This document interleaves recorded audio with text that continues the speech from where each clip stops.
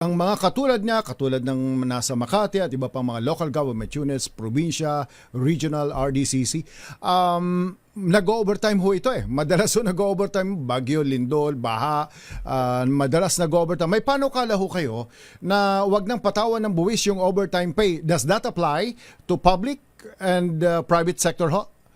Mayor Abby? Tama po yun kasi basta ho bonus. I think ang bonus para sa mga government workers are usually yung mga performance bonus.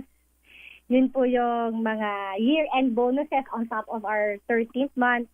Kasi kung kunyari kayo po ay pumasa sa SGLG, meron po kayong may added po na bonus yon. So, yun po yung gusto po natin na since hindi naman natin madalas nakukuha. And this is it's supposed to be a reward for a job well done, then dapat po yun, makuha ho natin ng buo na walang kaltas. Well, pinaghirapan naman po natin yun.